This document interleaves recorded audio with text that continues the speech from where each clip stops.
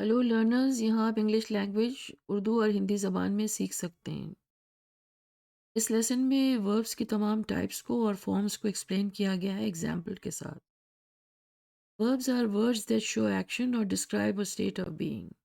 Verbs वो word होते हैं जो कि जुमले में किसी काम को बताते हैं या किसी चीज़ की हालत को जाहिर करते हैं। वर्ब की चार बुनियादी किस्में हैं। एक्शन वर्ब, इसकी दो किस्में हैं, ट्रांजिटिव वर्ब और इनट्रांजिटिव वर्ब। लिंकिंग वर्ब के बाद हेल्पिंग वर्ब और फिर स्टेटिव वर्ब। हेल्पिंग वर्ब की भी दो किस्में हैं, प्राइमरी ऑक्सिलरी वर्ब और मॉडल ऑक्सिलरी वर्ब। सबसे पहले आता है action verb. Action verb shows the action in a sentence. Action verb वो वर्ड होता है जो कि जुमले में किसी काम को बताता है, जैसे टॉक बात करना, वॉक चलना, पढ़ना, राइट लिखना, ईट खाना, स्लीप सोना। मिसाल है, सारा रीड्स अ बुक। सारा क्या काम करती है? किताब पढ़ती है, लिहाजा रीड यहाँ पर action. Ken ate an apple, Ken ने क्या काम किया? एप्पल खाया, सेब खाया। एट यहाँ पर एक्शन। लिंकिंग वर्ब वो वर्ब्स होते हैं जो कि सब्जेक्ट को लिंक करते हैं आगे के वर्ड्स के साथ और साथ ही साथ वो सब्जेक्ट के बारे में कुछ इन्फॉर्मेशन देते हैं। Tom is a good student, is यहाँ लिंकिंग वर्ब है जो टॉम के बारे में जो सब्जेक्ट है इन्फॉर्मेशन दे। कैन एंड सारा आर फ्रेंड्स, आर यहाँ पर लिंकिंग वर्ब। फिर हम आते हैं एक्शन वर्ब की तरफ, जिसकी दो किस्में हैं, transitive verb, intransitive verb. Transitive verb वो वर्ब होता है जिसके सामने एक डायरेक्ट ऑब्जेक्ट आता है जो कि या तो नाउन होता है या प्रोनाउन होता है। मिसाल है, a dog killed a cat. Subject क्या है? डॉग। काम क्या हुआ? किल्ड, मार दिया। किसको? ऑब्जेक्ट क्या है? कैट। कैट डायरेक्ट ऑब्जेक्ट, लिहाजा किल्ड यहाँ transitive verb. The teacher likes her. Teacher क्या करती है? पसंद करती है। किसको? प्रोनाउन हर सामने आ गया, हर। लाइक्स, लिहाजा ट्रांजिटिव वर्ब क्योंकि उसके सामने डायरेक्ट ऑब्जेक्ट है हर, जो कि एक प्रोनाउन है। Can bought a phone. Can ने ख़रीदा। क्या ख़रीदा? डायरेक्ट ऑब्जेक्ट फ़ोन, लिहाजा बॉट यहाँ पर ट्रांजिटिव वर्ब। और हर सिस्टर, अपनी बहन के लिए ख़रीदा। सिस्टर यहाँ इनडायरेक्ट ऑब्जेक्ट। इस तरह वो तमाम वर्ड्स जिनके सामने डायरेक्ट ऑब्जेक्ट आ सकता है ट्रांजिटिव वर्ब कहलाते हैं। इनट्रांजिटिव वर्ब वो होते हैं जिसके सामने डायरेक्ट ऑब्जेक्ट नहीं आता, जैसे ही कॉफ्ड, वो खांसा। ज़ाहिर है डायरेक्ट ऑब्जेक्ट सामने नहीं आ सकता, खांसने का अमल किसी के ऑब्जेक्ट पे नहीं हो सकता, लिहाजा कॉफ्ड इनट्रांजिटिव वर्ब।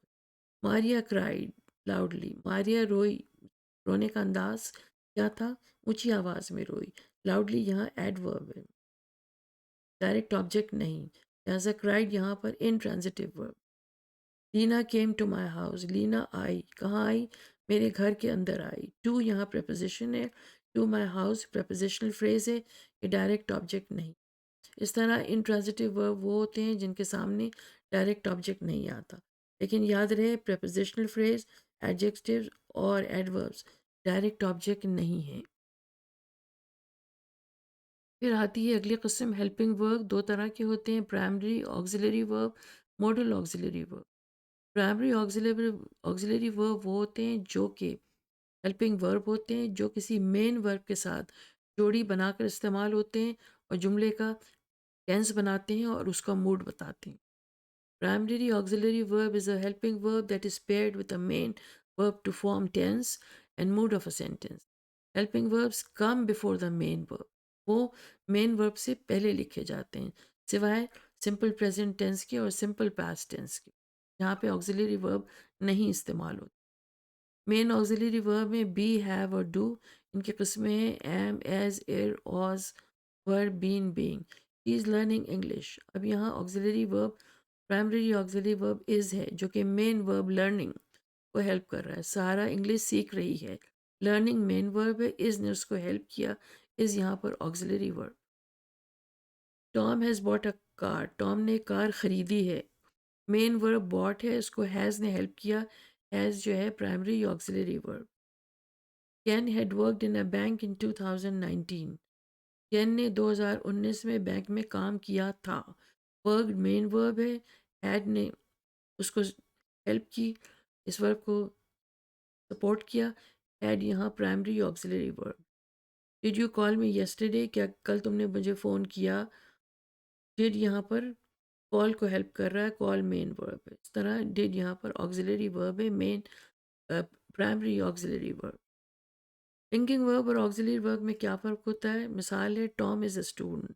यहाँ पर इज़ जो है वो सिर्फ़ एक सिंगल वर्ब है, साथ में पेयर में कोई नहीं है और ये टॉम की कैफ़ियत बता रहा है कि वो एक स्टूडेंट है। इज़ यहाँ पर linking verb. Tom is learning English, यहाँ पर 2 वर्ब्स आ गए। लर्निंग मेन वर्ब है जो कि बता रहा है टॉम सीख रहा है। इज़ उसकी हेल्प कर रहा है। इज़ यहाँ पर ऑक्सिलरी प्राइमरी ऑक्सिलरी वर्ब। अगली किस्म ऑक्सिलरी वर्ब की है model auxiliary verb. Modal verbs वो होते हैं जो कि एक पेयर में इस्तेमाल होते हैं मेन वर्ब के साथ ताकि जुमले का मूड बता सकें। में modal auxiliary verb is a helping word that is paired with the main verb to give specific mood or effect in a sentence. Modal verbs are used to show permission, ability, possibility, obligation और necessity in a sentence. अगर जुमले में किसी इजाज़त को ज़ाहिर करना हो, किसी सलाहियत को ज़ाहिर करना हो, किसी इम्कान को ज़ाहिर करना हो, किसी फ़र्ज़ को ज़ाहिर करना हो, किसी ज़रूरत को ज़ाहिर करना हो तो मॉडल वर्ब्स इस्तेमाल होते हैं। मॉडल वर्ब्स कैन और कुड। सारा कैन रन फास्ट। यहाँ कैन मॉडल वर्ब है जो कि सपोर्ट कर रहा है रन को ये और सलाहियत बता रहा है कि रन कि सारा तेज़ दौड़ सकती है। यहाँ कैन मॉडल वर्ब। मे और might. You may leave now. May यहाँ मॉडल वर्ब है जो बताता है कि इजाज़त है अब आप जा सकते हैं। You may leave now. May यहाँ पर मॉडल वर्ब। शैल और should. You should take care of your old parents. Should यहाँ पे मॉडल वर्ब है जो कि टेक को हेल्प कर रहा है ये बताने के लिए फ़र्ज़ बता रहा है कि आपको अपने बूढ़े माँ बाप का ख्याल करना चाहिए। शुड यहाँ ऑब्लिगेशन या फ़र्ज़ को ज़ाहिर करता है। I would like to sleep after dinner. Would यहाँ पर इम्कान को बता रहा है कि मैं रात खाने के बाद सोना चाहूँगा। वुड यहाँ पर मॉडल वर्ब है जो कि लाइक को हेल्प कर रहा है। माइट और मस्ट और ought. I must work hard to pass the exam.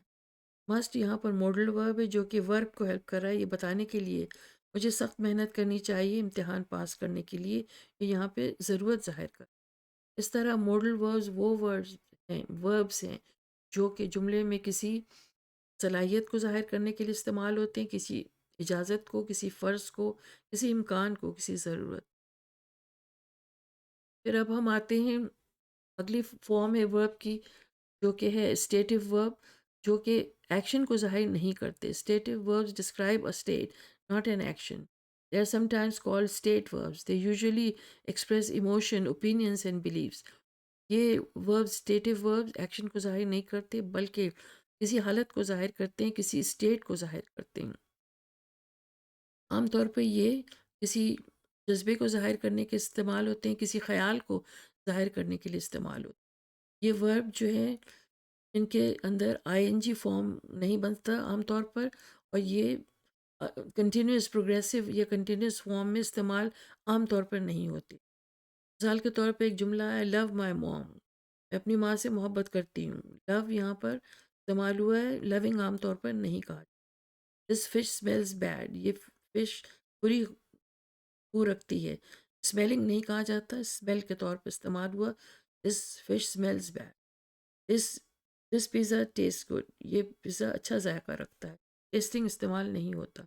I like pizza. I liking नहीं कहते। I like pizza. मैं पिज़्ज़ा पिज़्ज़ा पसंद करती हूँ but I prefer burger for lunch.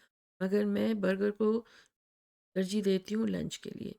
इस तरह आपने देखा स्टेटिव वर्ब्स वो वर्ब्स हैं जो एक्शन नहीं बताते बल्कि हालत को ज़ाहिर करते। एक वर्ब के 4 प्रिंसिपल पार्ट्स होते हैं जिन्हें 4 प्रिंसिपल फॉर्म्स भी कहा जाता है। पहला फॉर्म वो होता है जो कि कहलाता है बेस फॉर्म या सिंपल प्रेजेंट, वो वर्ड जो कि डिक्शनरी में मिलता है। दूसरा फॉर्म पास्ट फॉर्म कहलाता है जिसके आखिर में ईडी लगता है। बेस वर्ब के आगे आमतौर पे ईडी लगता है या सिर्फ डी लगता है। अगर वो वर्ड के आखिर में ई आता हो तो फिर सिर्फ डी लगता है। पास्ट पार्टिसिपल में भी ईडी लगता है आमतौर पे वर्ड्स के आगे और प्रेजेंट पार्टिसिपल में आईएनजी लगता है। मिसाल एक वर्ब है रेगुलर वर्ब है प्ले। उसका प्रेजेंट फॉर्म क्या है प्ले। पास्ट उसका बन गया प्लेड, आगे ईडी लग गया। पास्ट पार्टिसिपल है उसके आगे ईडी लग गया। प्रेजेंट पार्टिसिपल में आगे ईएनजी लगता है। दूसरा वर्ब है कॉल, आगे ईएडी लग ईडी लग गया पास्ट में। पास्ट पार्टिसिपल में भी ईडी आ गया, प्रेजेंट पार्टिसिपल में आईएनजी लग। इरेगुलर वर्ब है गो, जो कि इस रूल को फॉलो नहीं करते। मेन वर्ब है गो यानी जाना, उसका पास्ट है गया वेंट, उसका पास्ट पार्टिसिपल है गॉन यानी जा चुका, और प्रेजेंट पार्टिसिपल में वही आईएनजी लगता है। तमाम प्रेजेंट पार्टिसिपल के आगे आईएनजी लगता है। दूसरा इरेगुलर वर्ब है सिंग, सिंग यानी गाना, सैंग यानी गाया, संग यानी गा चुका, और इसका प्रेजेंट पार्टिसिपल जो है सिंगिंग। मिसाल के तौर पे एक जुमला है आई प्ले, मैं खेलता हूँ। आई प्लेड, मैंने खेला, ईडी लग गया। आई हैव प्लेड, मैं खेल चुका हूँ। आई हैड प्लेड, मैं खेल चुका था, इसके आगे ईडी लग गया। आई एम प्लेइंग, मैं खेल रहा हूँ। आई वॉज प्लेइंग, प्ले के आगे आई एन जी लग, जो कि इसका प्रेजेंट पार्टिसिपल है। वी गो, हम जाते हैं। वी वेंट, हम गए। वी हैव गॉन, हम जा चुके हैं। वी हैड गॉन, हम जा चुके थे। वी आर गोइंग, हम जा रहे हैं। वी वर गोइंग, हम जा रहे थे। इस तरह आपने देखा कि सिंपल प्रेजेंट, पास्ट और पास्ट पार्टिसिपल, प्रेजेंट पार्टिसिपल किस तरह से बनते हैं। अगला जुमला है यू सिंग, तुम गाते हो। यू सैंग, तुमने गाया। यू हैव संग, तुम गा चुके हो। यू हैड संग, तुम गा चुके थे। You you are singing, you were singing. इस टाइपिंग है वी। इस तरह आपने देखा कि एक वर्ब के 4 फॉर्म्स होते हैं, simple present form, past participle और प्रेजेंट पार्टिसिपल।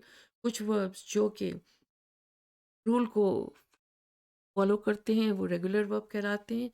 वर्ब्स 2 तरह के हैं, रेगुलर वर्ब जो कि रूल को फॉलो करते हैं, जिनके पास्ट फॉर्म में और पास्ट पार्टिसिपल फॉर्म में आखिर में ईडी आता है। Regular verbs follow a rule, the past tense and the past participle forms end in ed, और if the words end in e तो उसके आखिर में सिर्फ d लगेगा। अगर कोई वर्ड के आखिर में e आता है तो उसके आखिर में रूल फॉलो करते हुए d लगेगा। जंप का पास्ट है जम्प्ड, ed लग गया। पास्ट पार्टिसिपल है जम्प्ड, ed लग गया। एग्जामिन के आखिर में e है, लिहाजा आखिर में सिर्फ d लगेगा, और इसके आखिर में भी पास्ट पार्टिसिपल में भी ed लगेगा। प्रेजेंट पार्टिसिपल वही होगा आईएनजी के साथ। इरेगुलर वर्ब्स वो होते हैं जो कि रूल को फॉलो नहीं करते, जैसे टेक, उसका पास्ट है टुक, उसका पास्ट पार्टिसिपल है टेकन।